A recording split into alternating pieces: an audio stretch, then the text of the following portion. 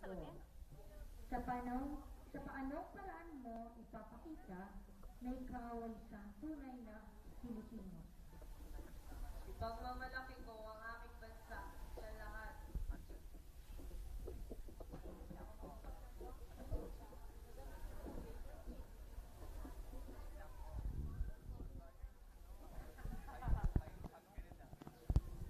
Ay, salamat. Para naman sa iyo, Pilipino, sa paanong paraan mo ipapakita na ikaw ay isang tunay na Pilipino?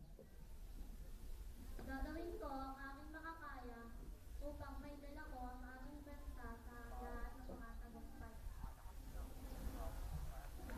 Okay, maraming salamat. Maraming salamat, unang kalahok. Ngayon naman ay ang ating ikalawang lakan at lakambini.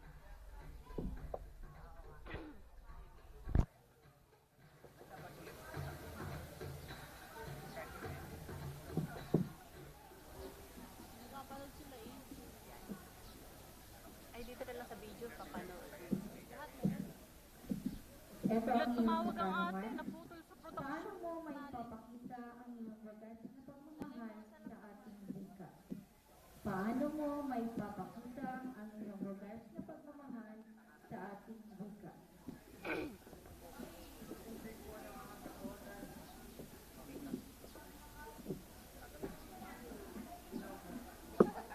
Okay, salamat. Para sa iyo lang ang bini, paano mo maipapakita ang iyong wagas na pagmamahal sa ating wika? Nako. Gagawin ko po ay lahat na aking makakaya para Okay, salamat. Ikatlong kalahok. Ano daw?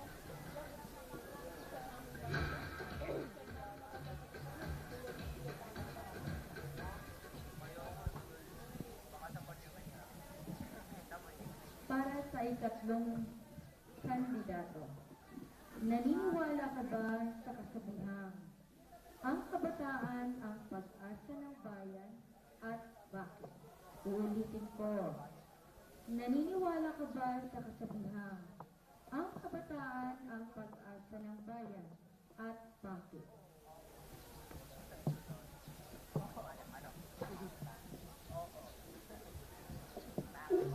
Opo, dahil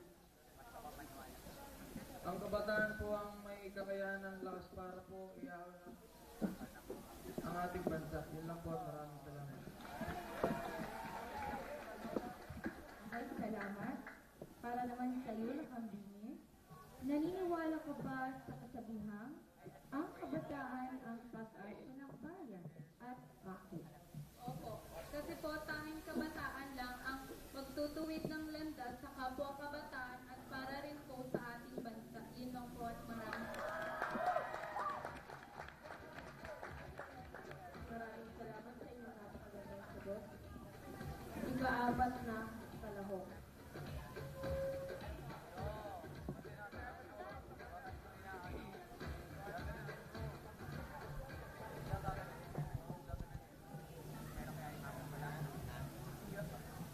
Okay? Ito ang iyong katanungan, lakan. Kung bibigyan mo ng marka o grado ang iyong sarili, ayon sa pagpapahalaga mo sa wika, ano ito at bakit? Uulitin ko. Kung bibigyan mo ng marka o grado 1 hanggang 10 ang sarili mo, ayon sa pagpapahalaga mo sa wika, ano ito at bakit?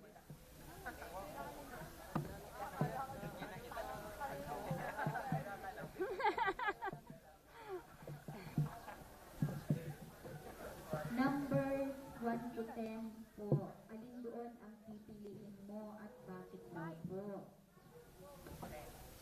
10. Ang po po.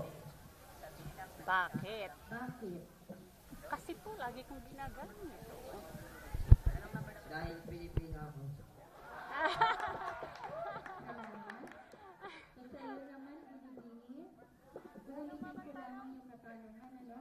Yan, Kung napakinig. bibigyan mo ng marka o grado ang sarili mo ayon sa pagpapahalaga mo sa wika, ano ito at bakit?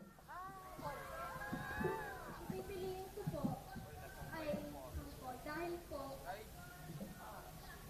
ginawa ko naman po para may pakita sa inyo na ako'y Pilipino. Yun lang po at maraming salamat. Salamat din po. Ngayon naman ang ating kalimang kalahok sa lakan at lakang.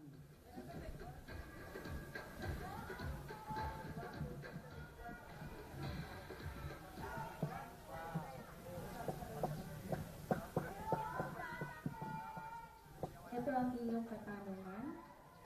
Base sa memorandum, pangkagawaran bilang 309, ang pagdiriwang ng buwan ng wika sa taong ito ay may 5 lingguang paksa.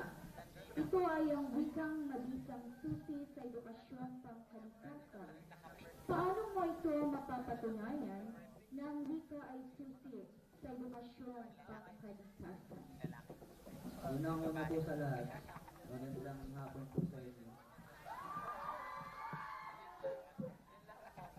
Kaya po ito ay naging susi para po maipakita natin sa ibang bansa na gamit ang ating sariling wika na tayo ay Pilipino. Maraming salamat po.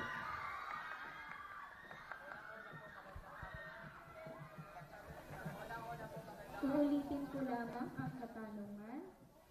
Base sa memorandum pangkagawaran, ulitin ko po lang. Base sa memorandum ulitin ko na mahal. Base sa memorandum pangkagawaran bilang 309, ang pagdiriwang ng buwan ng wika sa taong ito ay may 5 lingguhang paksa. Isa dito ay ang wika ay mabisang susi sa edukasyong pangkalikasan.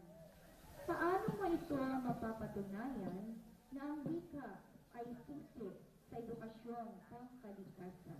So, sigilan ni Mcnelly.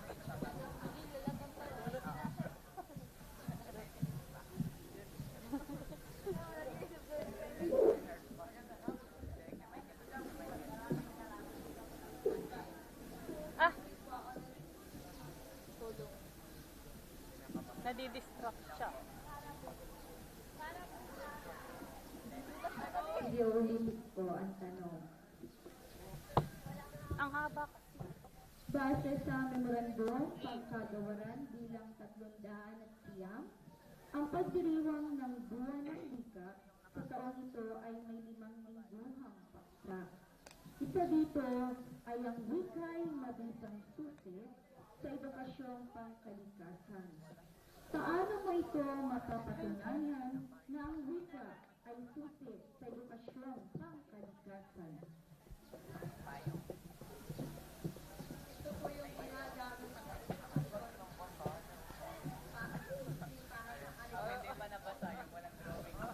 Okay na, okay na. At ito'y Maraming salamat. At ngayon naman ay ang ika-6 narinig ka nung mother. Natingin pa sa iyo.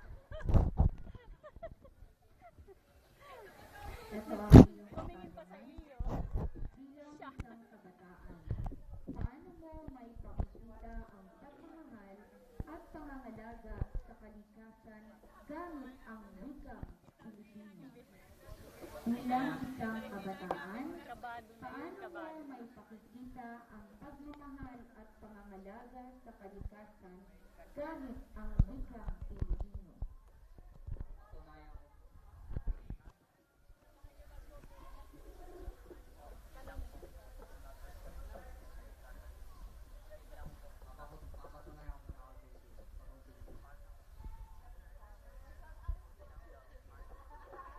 Salamat.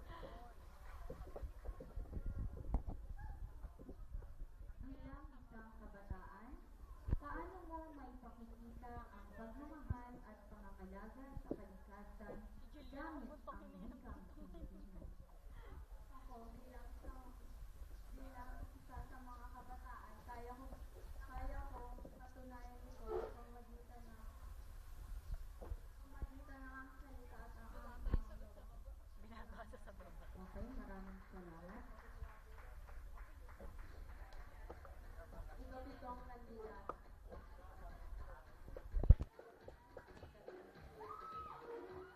Butit lalaki. Butit lalaki ang una, makakapag-isip siya. Okay, ito ang iyong katanungan. Dapat bang tangkilikin ang salitang tulad ng Jejemon sa panahon ngayon at bakit? Uulitin ko. Dapat bang tangkilikin ang salitang tulad ng Jejemon sa panahon ngayon at bakit? Hindi po. Kasi po, parang pag gagamitin natin yung Jejemon, parang hindi lahat makakabuti sa atin. Dapat isipin din natin yung makakabuti sa lahat, hindi lang sa ating sarili. Yun lang po, maraming salamat.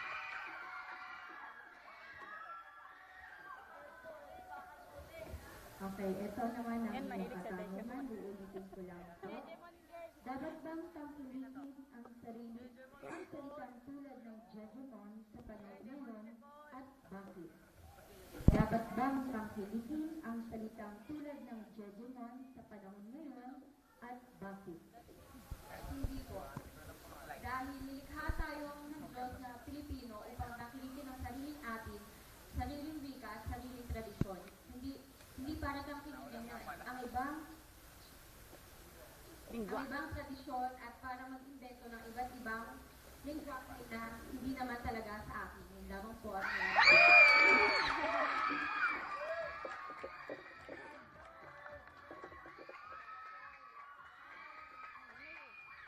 Sino yun? ito walang kalahok.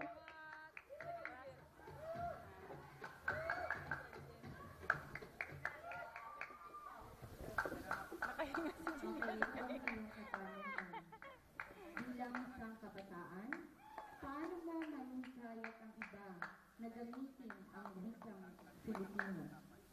Bilang isang kabataan, paano mo mahihikayat ang iba na gamitin ang wikang Filipino? Sa pagiging makabayan po sa ating bansa at sa ating wika. Yan lang po. Maraming salamat. Uulitin ko lang po ang katanungan. Bilang isang kabataan, paano mo mahihikayat ang iba na gamitin ang wikang Filipino? Gagawin ko po ang lahat para maipakita sa kanila kung anong marangalan ng hatid ng ating wika. Yun lang po at maraming salamat.